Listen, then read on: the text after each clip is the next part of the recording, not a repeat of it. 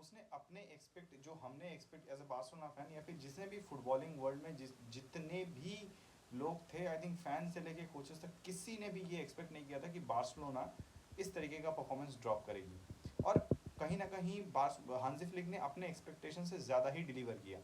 अब जब नया सीज़न आया तो अब लोग ये बोल रहे हैं कि ये सेकंड सीज़न का प्रॉब्लम है। हांजी फ्लिक का हर उसके कोचिंग में यही होता है कि सेकेंड सीजन में प्रॉब्लम आता है उसका। लेकिन क्या ये रियली उसका सेकेंड सीजन का जो कर्स है वही चल रहा है या फिर it is something beyond that?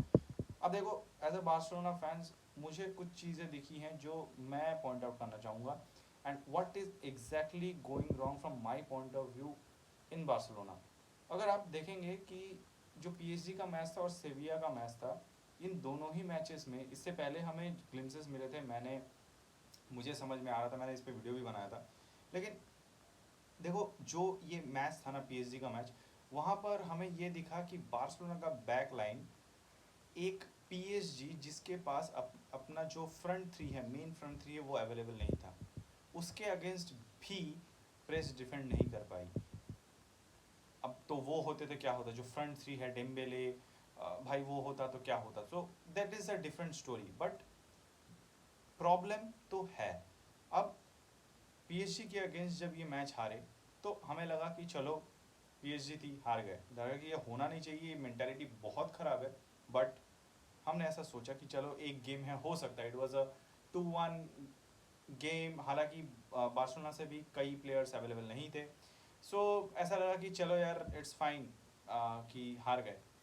लेकिन फिर आया सेविया का मैच। अब देखो, लास्ट सीजन में भी हमें ये पता था कि ये ग्लिम, जब इनिगो मार्टिनेज भी था, हमें ये पता था कि बार्सिलोना का जो हाई लाइन है वो कभी भी बैकफायर कर सकता है, ये हमें पता था। लेकिन फिर भी जिस तरीके से प्ले बैक लाइन के प्लेयर्स ने एग्जीक्यूट किया, pin pointed, exactly pin pointed accuracy से, जिस तरीके से उन्होंने बॉल ट्रांजिट में, काउंटर में जब कुंडे बाल्डे प्रेस करते हैं, तब इनिगो मार्टिनेज जब था तब उसने इस बैक लाइन को पूरा ऑपरेट किया, उसे जैसा हांजी फ्लिक चाहता था उस तरीके से इंटीग्रेट किया अपने अंदर और प्लेयर्स, बैकलाइन के प्लेयर्स के अंदर, and he was the main man.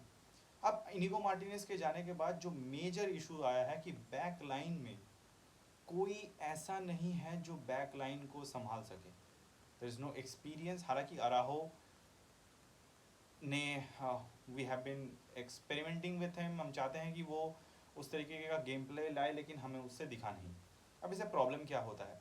Problem कई सारे हैं दोस्तों। अभी मैं अगर आपको ये बताऊं कि हमारे पास Araujo is not the right option for me, I think. वो बैल बुद्धि आदमी है, उसको गुस्सैल आदमी है, पता नहीं उसको क्या आदमी, उसका कैसा दिमाग चलता है। He does things which goes not for Barcelona but goes in favour of the opponent. अब उसके बाद अगर हम लोग देखें कुंडे का डाउनफॉल, जिसकी वजह से हमने देखा एरिक गार्सिया को क्यों सेंटर, हमने देखा सेंटर सीबी में उसको खेलते हुए, या फिर एरिक गार्सिया को कभी कभी कुंडे की जगह पे खेलते हुए। बाल्डे का एब्सेंस है। सो अब यहाँ पर हम लोग देखें तो हांजी फ्लिक का जो सिस्टम है वो डिमांड करता है हाई प्रिसाइज काउंटर अटैक। ये हमें लास्ट सीजन ही पता था। अब हांजी फ्लिक का जो ये सेकेंड सीजन है, इसमें प्लेयर में सिनर्जी नहीं दिख रही है, और कहीं ना कहीं मिडफील्ड और अटैक में वो सिनर्जी नहीं दिख रही है। अब हमने सोचा कि जब हांजी फ्लिक ने इनिगो मार्टिनेज को छोड़ा होगा तो उसने ये सोचा होगा कि भाई चलो, तूने इतना कुछ इस सीज़न में शायद इनिगो मार्टिनेज ने हमें दिया है, सो उसे जाने दिया। लेकिन इस तरीके से जो दूसरे प्लेयर्स है वो अडेप्ट नहीं कर पाएंगे। ऐसा नहीं है कि लास्ट सीजन बार्सिलोना गेम्स हारी नहीं थी, Barcelona lost many games last season also, but जिस तरीके का, इस तरीके से नहीं हारी थी। ऐसा लग रहा है कि बार्सिलोना का डिफेंस जो है वो एक प्राइमरी स्कूल का डिफेंस लाइन है, और बाकी जो टीम, अच्छी टीम्स आती हैं वो, it's just that third man run, second man run जो आता है मिडफील्ड से, वो शायद क्वाइट ऑब्वियस था कि हमें ये सेकंड सीजन में ये होने वाला था। अब इसकी वजह से बार्सिलोना को काउंटर अटैक करने में बहुत प्रॉब्लम हो रही है, क्योंकि सिनर्जी है नहीं और डिफेंसिव लाइन अच्छा काम कर नहीं रही है। सो अभी अगर हम बोलें कि, तो लोग बोलेंगे, और सेविया के अगेंस्ट जो मैच हुआ उसमें तो और ज़्यादा अच्छे से ये पूरा खुल गया कि भाई बार्सिलोना का back line is not that good enough कि वो इतना हाई लाइन खेल पाए दिस करंट बैक लाइन, तो इनिगो मार्टिनेज के छोड़ के। लेकिन अगर आप देखेंगे अगर आप सारे बार्सिलोना के जितने भी गोल्स उन्होंने कंसीड किए हैं बार्सिलोना ने, तो आप देखेंगे कि दोज गोल्स और दोज गोल्स आए हैं जहाँ से असिस्ट आए हैं ओपोनेंट से, वो ज़्यादातर आए हैं विंग से, मतलब क्रॉसेस से आए हैं। सो यहाँ से क्या पता चलता है हमें कि हमारा जो बैक लाइन है वो ट्रैक बैक उतना जल्दी कर नहीं पा रहा है क्योंकि हाई लाइन खेल रहे हैं। सो अब यहाँ से हम क्या निकाल सकते हैं कि how what could it be, कि शायद जिस तरीके ये हांजी फ्लिक की गलती है या प्लेयर्स की गलती है। देखिए यहाँ पर ये यूनिट में एक प्रॉब्लम है।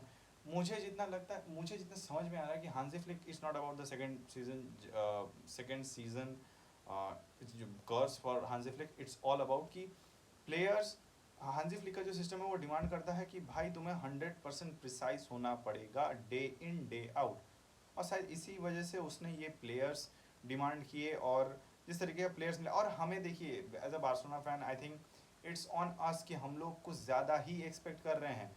अगर हम लोग पीएसजी या फिर रियल माद्रिद या फिर जो भी टीम्स हैं जिनके साथ हम लोग कंपेयर कर रहे हैं, अंडरस्टैंड कि उन्होंने कितना पैसा स्पेंड किया है।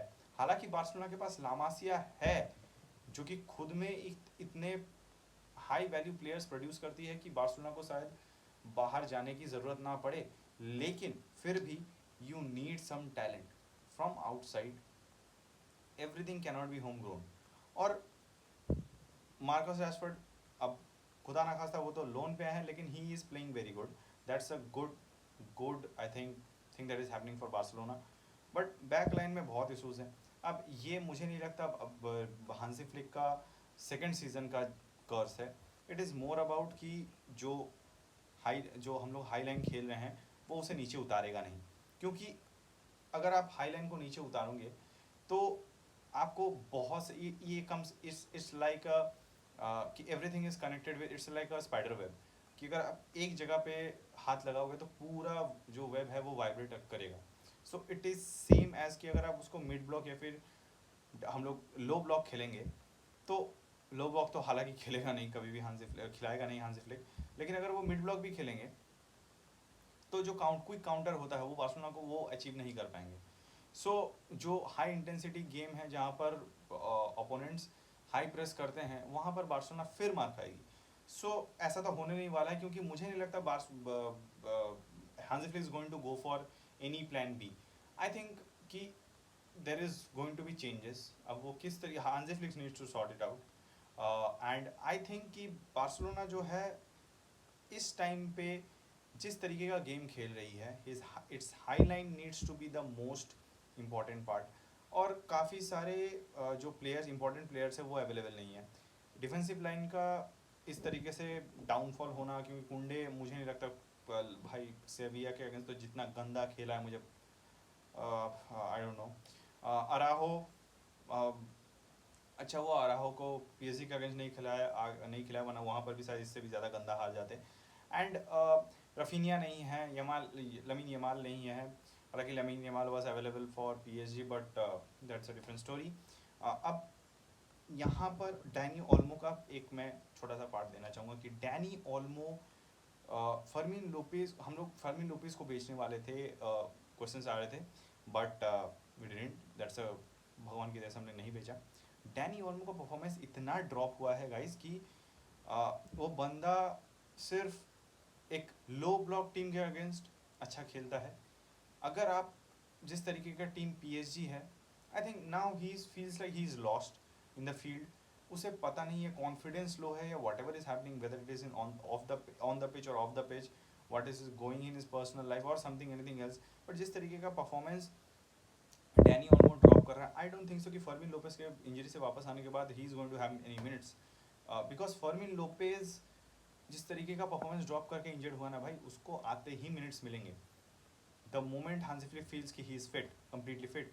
सो डैनी ऑल्मो मिडफील्ड से लिंक नहीं कर पा रहा है। There is ton set of things that is going on with Dani Olmo, और जिसकी वजह से आपका जो अटैकिंग लाइन है और जो मिडफील्ड है उसके बीच पे कोई कनेक्शन नहीं आ रहा है।